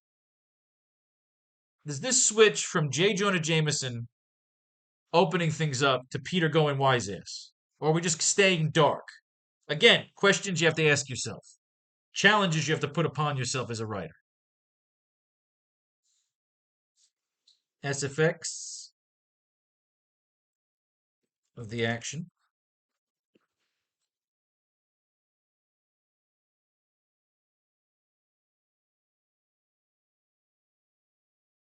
Because you can have the dark eyes, and you can just have Jameson open this whole thing up. So this doesn't have to be about Spider-Man. This is more about introducing J. Jonah Jameson, because then we lead up to the action sequence of him jumping across the sky, and then it goes right into the job interview. So actually, we have to put that into our notes here. Spider-Man will give chase. We'll have a fun blimp chopper chase. After barely surviving the sky chase, Peter will have to collect himself and meet up with Uncle Ben, who gives him his packet of portfolio pictures to bring to his job interview. Interview with Now Magazine. And J. Jonah Jameson. Boom. So we go from the action sequence to him going for his job as a photographer with J. Jonah Jameson. So I think we still need Jameson here. We don't go to Spider-Man yet. This is still J. Jonah Jameson's moment. This is his 2 pages, his editorial. There we go.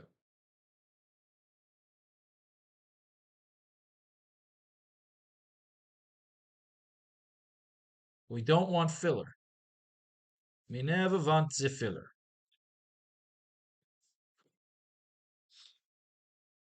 Mm-hmm.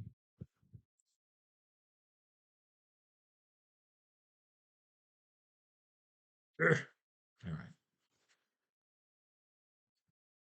JJJ, Mr. Clean, Mr. Clean.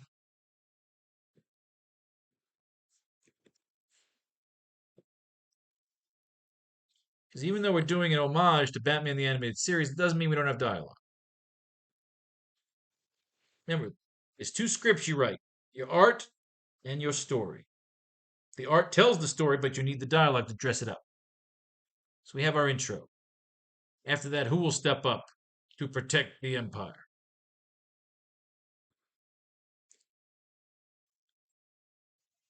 A man like me is too important to die. Nah, he wouldn't say that. A man like me is too important to die. But there are knights willing to serve. Mm.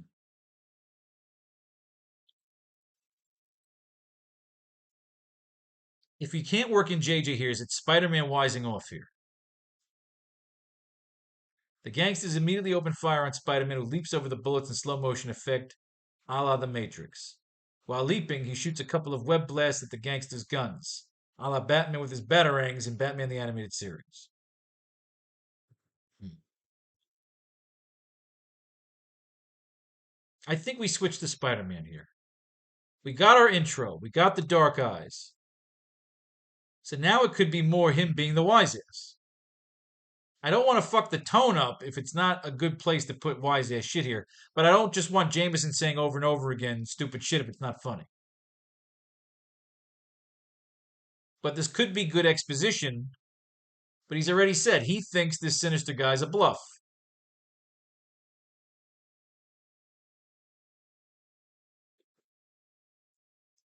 The gangsters immediately open fire on Spider-Man. They open fire. While leaping, he shoots a couple of web blasts.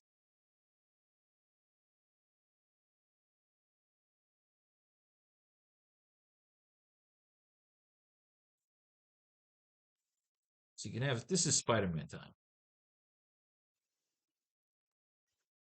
Why the hostility, gentlemen? Hostility.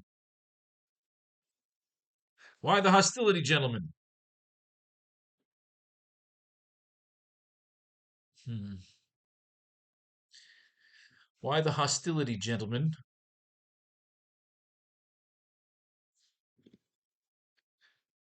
I'm just here to enjoy the view. Why the hostility, gentlemen? I'm just here to enjoy the view.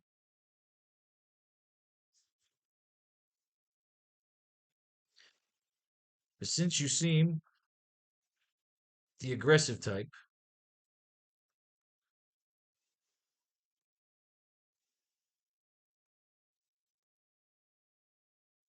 the web blast, you know what I mean? The web blast takes out the guns.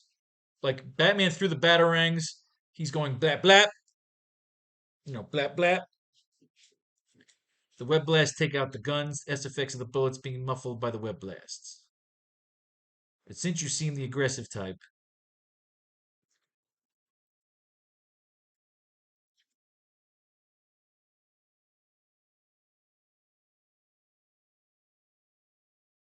why the hostility, gentlemen? I'm just here to enjoy the view. But since you seem the aggressive type, I shall disarm and begin. I shall disarm and begin peaceful negotiations.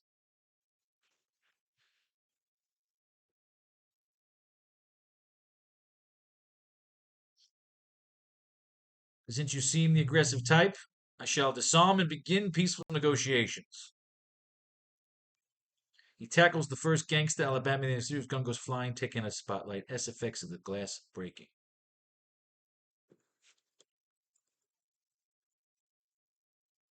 You can start by telling me who you work for. You can start by telling me who you work for and what's he paying.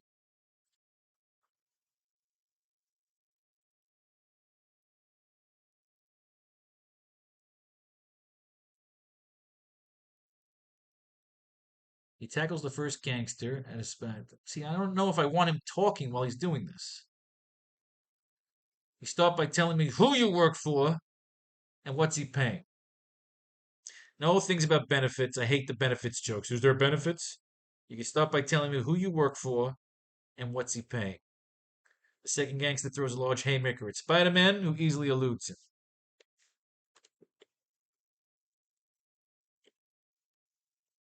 I get it. Profit share.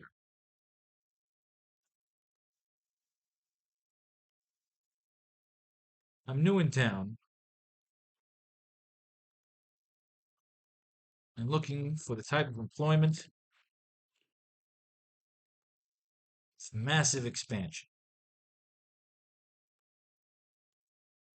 You can start by telling me who you work for and what's he paying.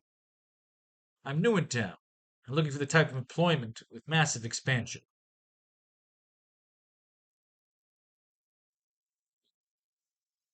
I don't know if I like this. I don't know if I like this. We don't settle. Why the hostility? Why the hostility, gentlemen? I'm just here to enjoy the view. See, that I like. That's very James Bond. I'm just here to enjoy the view. But since you seem the aggressive type, the web blast take out the guns.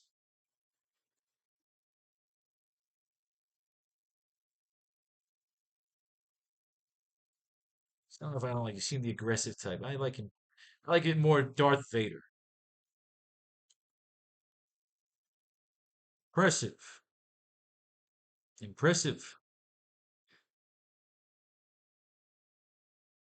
The web blast take out the guns. Impressive.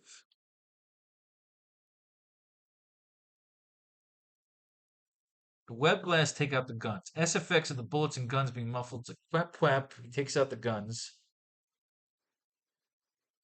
Impressive.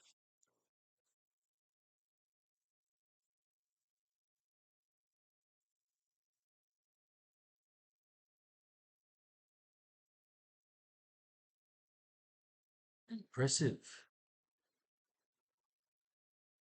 I like that. Just fucking Vader, man. Impressive. Like the idea is like Luke Skywalker thing. Choo choo. Impressive. Choo choo. So he's like, impressive. They're shooting at him. Doo doo. I'd make a stormtrooper joke, but I don't want it. Impressive. Doo doo.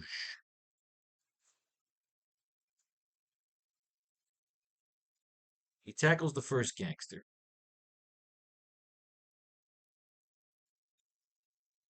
See, this is what I like. Perhaps you gentlemen, perhaps you boys can be of assistance.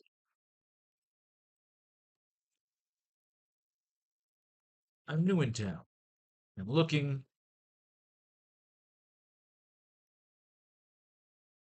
Perhaps you boys can be of assistance. I'm new in town and looking for gainful employment.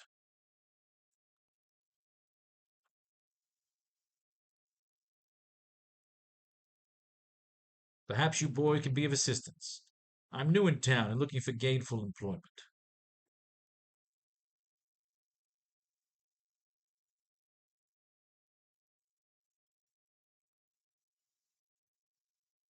Rather than continuing,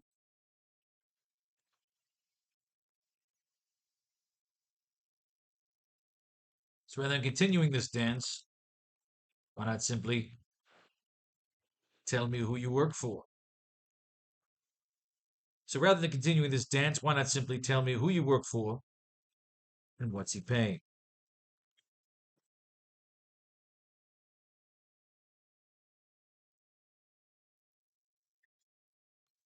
See, the action here is good. It'll overtake the dialogue, but still, I don't like wasting dialogue space. And make it fun. If it's going to be short, it doesn't have to be long. Just make it interesting. Make it work for the scene. Why the hostility, gentlemen? I'm just here to enjoy the view. Impressive. Impressive, huh? Impressive. I like that.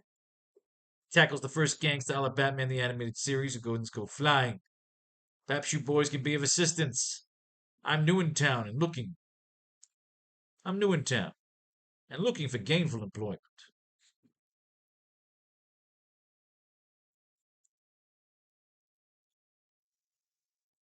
I'm new in town.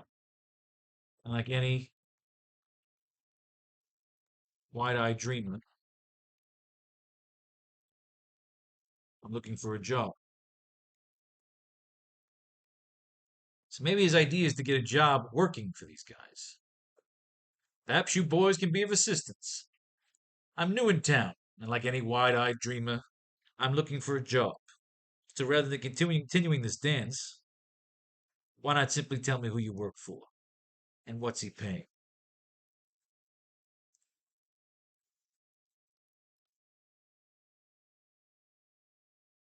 What's he paying? Oh, I like this. Spider-Man takes out the other gangster with a large uppercut, sending the thug flying across the rooftop.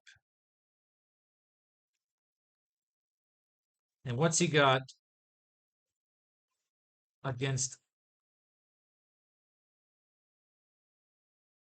What's he got against our ambitions of space exploration? No, what's he got against the Mars colony? Ah, shit. Rather than continue this dance, why not simply tell me who you work for and what's he paying?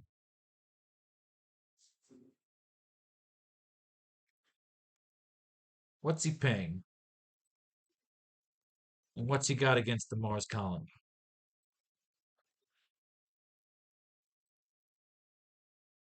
Because then Spider Man launches him, flying across the roof.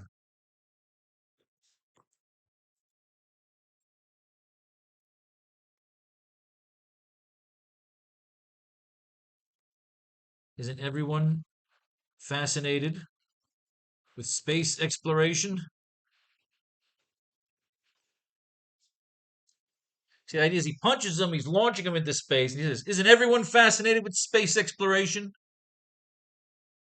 So rather than continuing this dance, why not simply tell me who you work for and what's he paying? What's he got against the Mars colony? Isn't everyone fascinated with space exploration? We cut to the cops arriving on the scene, running towards the busted spotlight with their guns drawn.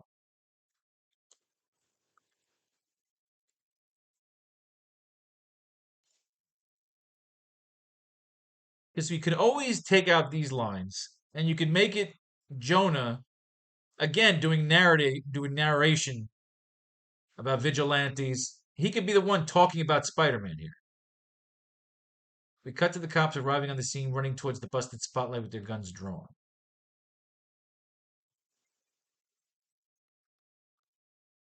Huh. 'Cause I'm not liking Spider-Man almost wising off here. Why the hostility, gentlemen? I'm just here to enjoy the view. Hmm. Look, sometimes you got to sit on it as long as you can. I don't need any help here with the other comics. The idea is I'm just trying to lock in what we're saying here. Although, if you go into Amazing Spider-Man 28, J. Jonah Jameson does a graduation speech here. We're going to open up another issue here. We're going to use another issue. Just a moment, Parker. I'd like a word with you. So this is the principal telling him that Flash got him off the hook. Flash Thompson explained that you were not at fault during that fight the other day. Well, forget about the entire matter, son. Tries to get with Liz. Liz says, fuck off, Peter. I don't got the time right now. We've done with Liz Allen.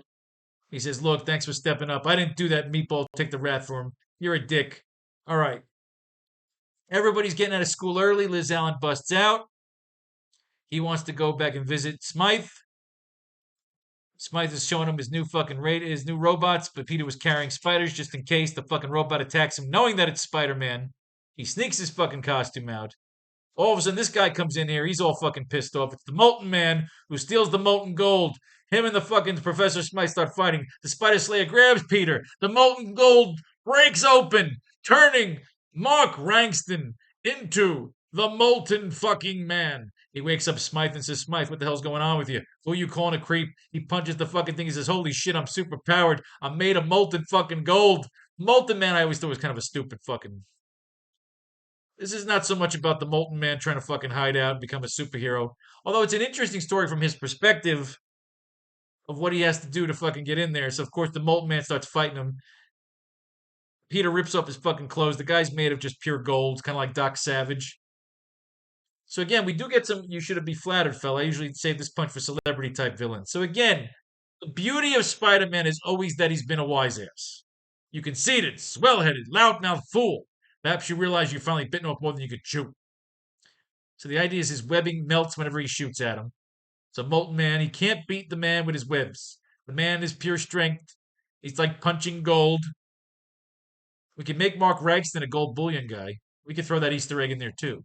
What we're really trying to come up with now is what is being said during this opening scene. We've got notes towards our next page, which we would have used this for anyway. So it kind of helps.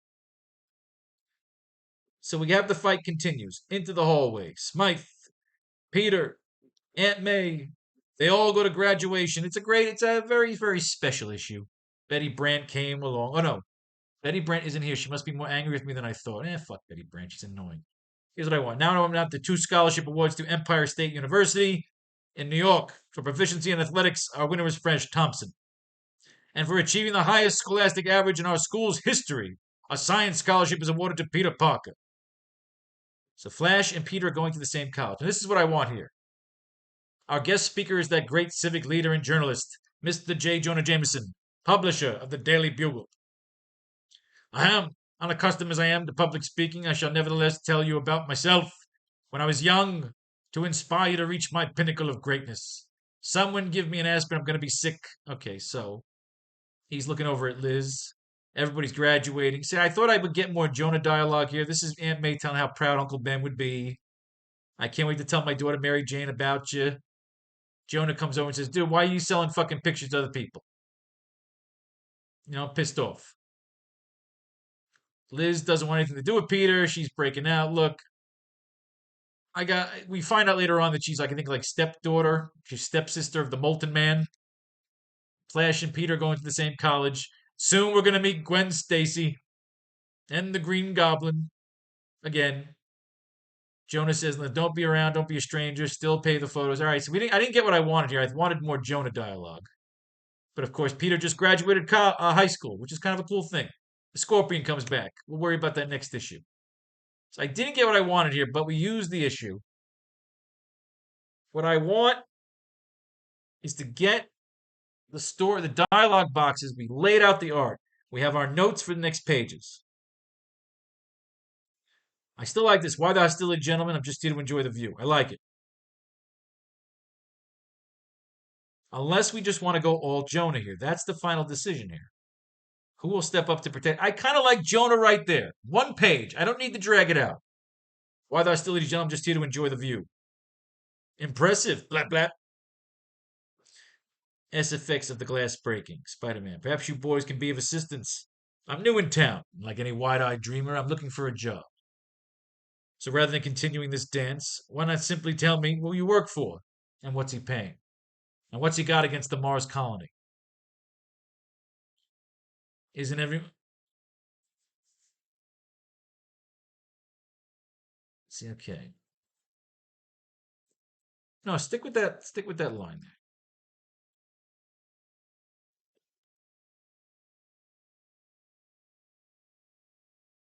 What's he got against the Mars colony?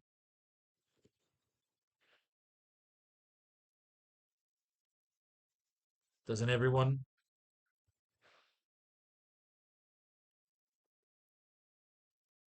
Isn't everyone fascinated?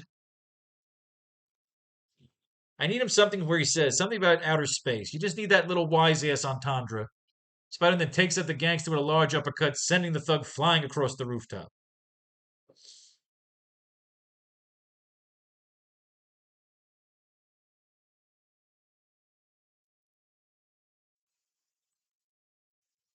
Doesn't everyone want to go into outer space? Because the idea is you have your serious first page and leaping down. Then you can cut it into a little wise assery, which I kind of like. Tell me who you work for and what's he paying and what's he got against the Mars colony. Doesn't everyone want to go into outer space as he knocks him out?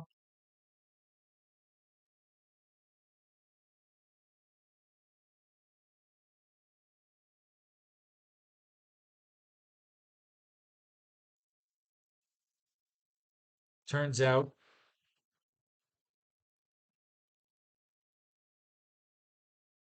turns out they were just, turns out they were just another pair. Turns out they were just another pair of factory line bums. Turns out they were just another pair of factory line thugs.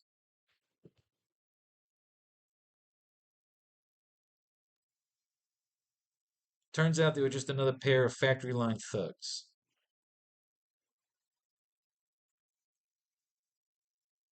So yeah, so we cut to the cops arriving on the scene, running towards the busted spotlight with their guns drawn. Turns out they were just another pair of factory line thugs.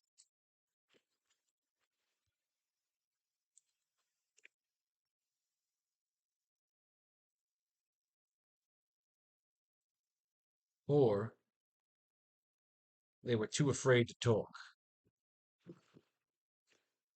I like that.